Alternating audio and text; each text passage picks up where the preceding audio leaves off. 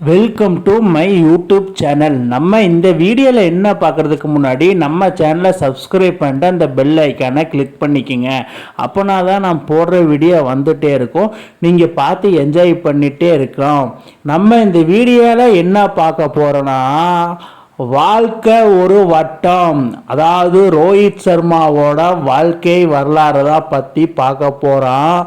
வாழ்க்கை ஒரு வட்டம், ஜெயிக்கிறவன் தோப்பான், தோக்கிறவன் ஜெயிப்பான்.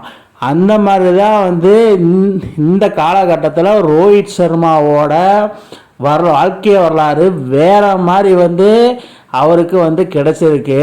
ஏன்னா 2007 ரோஹித் சர்மா டிபுட்டாக இந்தியன் டீமுக்கு இறங்கினாப்புல.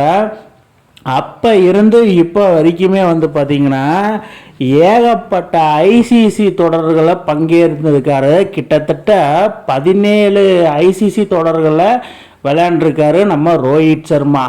அவர் இப்போ ஐசிசி சாம்பியன் டிராஃபி வாங்கியிருக்காரு. துபாய் இன்டர்நேஷ்னல் கிரிக்கெட் ஸ்டேடியத்தில் நியூசிலாந்துக்கு எகெயின்ஸ்ட் நடந்த ஃபைனலில் அவுட்ஸ்டாண்டிங்காக பர்ஃபார்மன்ஸ் பண்ணி 76 ரன்ஸ் அடித்து டீமுக்கு உறுதுணையாக இருந்த ரோஹித் சர்மா அவருக்கு அந்த டிராஃபி கிடைச்சிருக்கு. நல்ல மனசுக்கு நல்லதாக தான் நடக்கும். அந்த மாதிரி தான் நம்ம ரோஹித் சர்மாவை சொல்லியே ஆகணும். ஏன்னா இவரோட கேப்டன்சி பற்றி யாரெல்லாம் என்னென்னலாம் சொன்னாங்களோ அது எல்லாமே உடைச்சி ட்ரோல் பண்ணது எல்லாமே உடைச்சி அவர் கம்பேக் கொடுத்து இன்றைக்கி ஐசிசி டிராஃபியை வாங்கியிருக்கிறாப்புல. 2 ஐசிசி டிராஃபியை வாங்கியது மூலிமா வாழ்க்கையை ஒரு வரலாறாக இவருக்கு மாறி இருக்குது. History of Rohit Sharma in Indian team அந்த மாதிரி தாங்க சொல்லப்படுது. அந்த டிராஃபியை வாங்கிட்டு நம்ம இந்தியாவுக்கு வர்ற மாதிரி அந்த ஃபேன்ஸோட செலிப்ரேஷன் பாருங்கள், வேற மாதிரி இருக்குது. அதாவது ஒவ்வொரு ஸ்டேட்லேயுமே ஒவ்வொரு விதமான செலிப்ரேஷனாக இருக்குது. அந்த மாதிரி மக்கள் வேறு மாதிரி என்ஜாய் பண்ணிட்டு வராங்க. இப்படியே என்ஜாய் பண்ணிகிட்டே இருந்தால் என்ன பண்ணுறது, ஆல்ரெடி 2024 வேர்ல்டு கப்பை வின் பண்ணியிருக்காரு, T20 வேர்ல்டு கப்பை. அதுக்கப்புறம் இப்போ சாம்பியன் டிராஃபி வின் பண்ணது மூலிமா இவர் மக்கள் மனசில் வேறு மாதிரி ஒரு மனசில் இடம் பிடிச்சிருக்காருன்னு தான் நான் சொல்லுவேன்.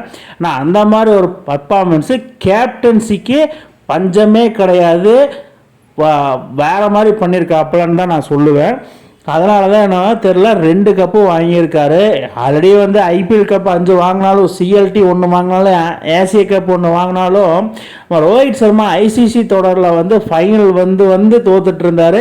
ஆனால் இந்த கம்பேக் வேறு மாதிரி இருந்துக்கு 2 கப்பு. அதில் பாருங்கள், Rohit Sharma as a captain in last 3 ICC tournament. அது ரோஹித் சர்மா கேப்டனாக பங்கேற்றதுக்கு அப்புறம் 2022 ஆஸ்திரேலியாவில் நடந்த T20 வேர்ல்டு கப்பு செமியில் வெளியே வந்ததுக்கப்புறம் அந்த ஓடிஐ தொடரில் பாருங்கள் 2023 அந்த செமியில் வாங்கிட்டு வெளியே வந்து அதுக்கப்புறம் 3 ஐசிசி டோர்னமெண்ட்டுமே ஃபைனல்.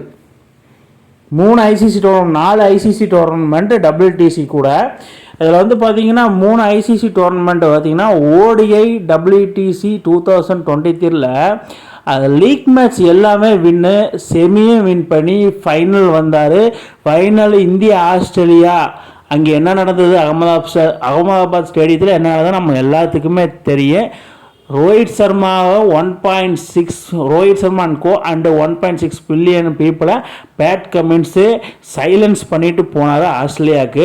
அது நம்ம எல்லாத்துக்குமே தெரியும். அதில் எல்லா மேட்சுமே வின் பண்ணி ஃபைனல் மட்டும் லாஸ் பண்ணார் நம்ம ரோஹித் சர்மா. அந்த லாஸ் சோதனை வந்தால் தான் சாதனை வரும், அந்த மாதிரி தான் இப்போ நிகழ்ந்துருக்குது.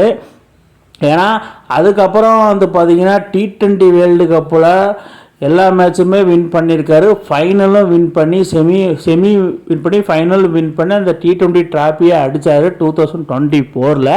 அதுக்கப்புறம் 2025 அதாவது ஒரு மேட்ச் அவுட் ஆனாலும் நாக் அவுட் கேம் மாதிரி தான் எல்லா மேட்சுமே, லீக் ஆகட்டும், செமி ஆகட்டும், ஃபைனல் ஆகட்டும், எல்லா மேட்சுமே வின் பண்ணி அந்த டிராஃபியே வின் பண்ணியிருக்காரு. மக்கள் மனசில் அவருக்கு ஒரு பெரிய இடம் கொடுத்துட்டாங்க. அந்த மாதிரி வந்து அவரோட தன்னைத்தானே உருவாக்கியிருக்கிறாப்புலன்னு தான் நான் சொல்லுவேன்.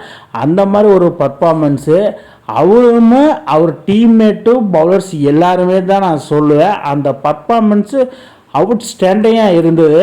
அதுக்கப்புறமா வந்து பார்த்தீங்கன்னா Rohit Sharma as a captain in last 24 ICC matches அதை பார்த்தீங்கன்னா எல்லா மேட்சுமே வின்னு, அதாவது லாஸே கிடையாது. அதில் ஒரே ஒரு மேட்ச்சு லாஸு, அது யாருன்னா ஆஸ்திரேலியானுக்கு எகெயின்ஸ்டாக 2023 வேர்ல்டு கப்பு மட்டும்தான்.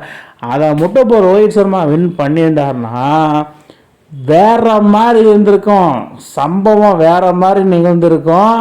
அது ஒன்று மிஸ்ஸு, இப்போ ஒன்றும் கெட்டு போகல. 2027 வெயிட்டிங் சவுத் ஆப்பிரிக்காவில் கண்டிப்பாக அந்த ட்ராஃபி வின் பண்ணுவாருன்னு நான் நம்புகிறேன். இதுக்கப்புறம் என்னன்னா ரோஹித் சர்மா ஒரு காதல் கதை, ஐசிசி ட்ராஃபியும் ரோஹித் சர்மாவும் ஒரு காதல் கதை தான்.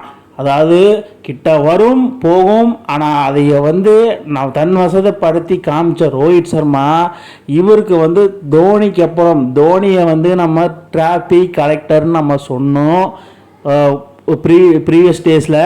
அதுக்கப்புறம் வந்து பார்த்திங்கன்னா இப்போ ரைட் நவ் ரோஹித் சர்மாவை ட்ராஃபி கலெக்டர்னு நான் சொல்கிறேன். ஏன்னா ஏகப்பட்ட trophy, IPL cup 5, CLT 1, Asia cup 1, T20 world cup, அதுக்கப்புறம் சாம்பியன் ட்ராஃபி அடித்ததன் மூலிமா இவருக்கு ட்ராஃபி கலெக்டர் சூட்டபுளாக இருக்கும். மக்களே நீங்கள் என்ன நினைக்கிறீங்க? இவருக்கு டிராஃபிக் கலெக்டர் பட்டம் ஓகேவா, ஓகே இல்லையா? இவருக்கு ஹிட்மேனே இருந்துட்டு போகுதா?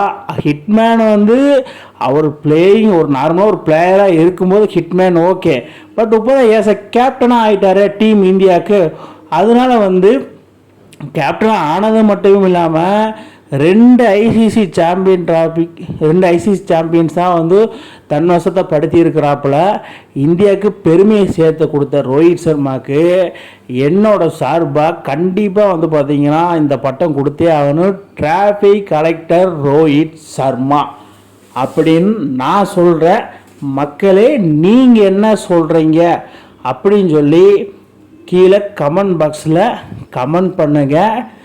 ரோஹித் சர்மா அப்படின்னா மும்பைக்கு ராஜா ரோஹித் சர்மா, இப்போ இந்தியாவுக்கு ராஜா ரோஹித் சர்மா. இந்த மாதிரி இன்ட்ரெஸ்டிங் கிரிக்கெட் வீடியோவை தெரிஞ்சுக்க நம்ம சேனலை சப்ஸ்கிரைப் பண்ணுங்கள், லைக் அண்ட் கமெண்ட் பண்ணுங்கள். மேலும் மேலும் உங்களுக்கு வீடியோ வந்துகிட்டே இருக்கும்.